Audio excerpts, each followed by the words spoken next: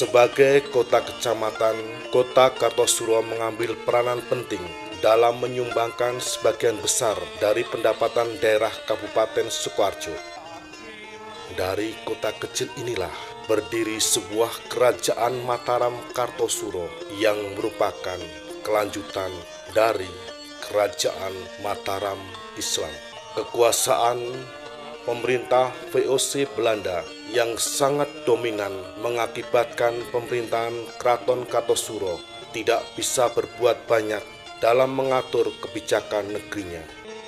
Sementara intrik perebutan kekuasaan melanda di kerajaan Kartosuro yang dilakukan dalam keluarga keraton keturunan Mataram telah menimbulkan kemelut berpanjangan dan permusuhan. Ternyata intrik tidak sekedar diciptakan VOC Belanda hanya untuk kepentingan keluarga istana, tetapi intrik menciptakan permusuhan juga dilakukan terhadap etnis Cina. Kebijakan pemerintah VOC Belanda yang hendak memulangkan etnis Cina ke negerinya membuat kegelisahan orang-orang Cina di Batavia.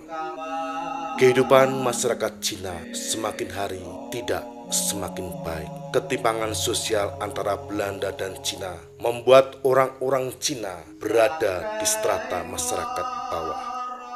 VOC mengambil langkah yaitu dengan memulangkan Cina ke Batavia.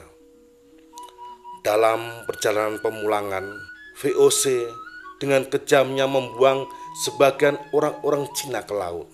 Peristiwa ini didengar oleh pemimpin Cina, yaitu Kapiten Cik Sepanjang atau lebih dikenal Si Panjiang. Kemudian kapiten menyusun kekuatan untuk mengadakan pemberontakan terhadap VOC Belanda.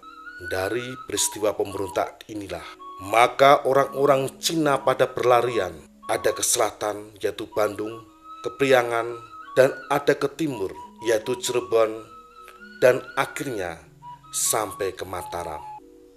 Ontran-ontran yang ada di Batavia akhirnya didengar oleh Sri Susunan Pakubuwono II. Pada saat itu, Sri Susunan Pakubuwono II mengumpulkan para adipati di seluruh kekuasaannya, dan Sri Susunan Pakubuwono II mengatakan bagaimana menyikapi permasalahan yang terjadi karena orang-orang Cina sudah sampai ke Mataram. Di satu sisi, Sri Susunan Pakubuwono II ingin lepas dari kungkungan VOC, tetapi di lain sisi, ia harus mengatasi pemberontakan Cina yang sudah sampai Mataram. Sri Susunan Pakubuwono II memerintahkan Patih Notokusumo untuk mengatasi permasalahan tersebut. Strategi Notokusumo yang memihak orang-orang Cina inilah akhirnya diterima. Tetapi sayang, Sri Susunan Pakubuwono II berdiri dua kaki, yaitu satu pihak mendukung perjuangan orang-orang Cina dan di pihak lain ia masih bekerja sama dengan Belanda. Sikap Sri Susunan Pakubuwono II di satu sisi dia ingin lepas dari Belanda, di lain sisi kalau ia memihak orang-orang Cina maka ia dimusuhi oleh kerabat istana yang pro Belanda. Oleh karena itu, Sri Susunan Pakubuwono II lebih cenderung pro Belanda. Pemberontakan orang-orang Cina berkobar-kobar kemana-mana. Pemberontakan ini dibantu oleh tentara Mataram yang berpihak pada Patih Notokusumo. Ada titik balik ketika di Semarang, orang-orang Cina dikepung oleh Belanda. Ketika itu Gubernur Belanda bernama Van den Hoek. Setelah peristiwa ini, sikap Sri Susunan Pakubuwono II mulai ketara bahwa ia mulai memusuhi orang-orang Cina. Maka membuat para bangsawan istana yang memihak orang-orang Cina benci terhadap Sri Susunan Pakubuwono II. Lalu para bangsawan ini mengangkat Sunan Kuning atau lebih dikenal Raden Mas Garendi adalah bangsawan Mataram Mataram yang tidak disukai oleh Sri Susunan Pakubuwono II.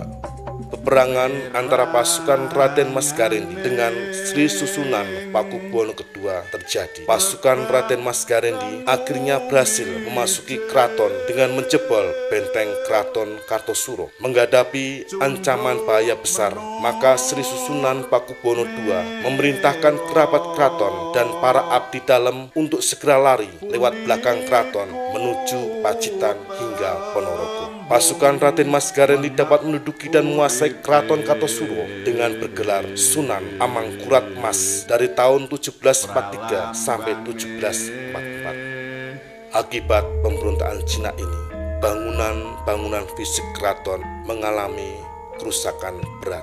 Porak-poranda bangunan keraton Kartosuro mengakibatkan hancurnya kemegahan keraton Kartosuro yang telah dibangun oleh Amangkurat II. Apakah pemberontakan ini juga disertai penjarahan harta kekayaan keraton? Kondisi kekacauan yang ada di keraton Kartosuro dimanfaatkan oleh pihak lain, yaitu Pangeran Cakraningrat, Bupati Madura, yang mempunyai ambisi menjadi Sunan Raja di kerajaan Kartosuro, tetapi oleh Belanda tidak direstui. Pangeran Cakraningrat tiba-tiba menyerang Raden Mas Garendi dan Raden Mas Garendi berhasil diusir dari Kartosuro. Penyerangan ini tidak dikehendaki oleh Belanda, maka bergantian yang menjadi penguasa adalah Pangeran Cakraningrat IV dan Raden Mas Garendi berhasil lari ke Jawa Timur. Akhirnya berkat bantuan VOC, Cakraningrat IV dapat diusir dan Sri Susunan Pakubuwono II dapat kembali ke keraton Kartosuro.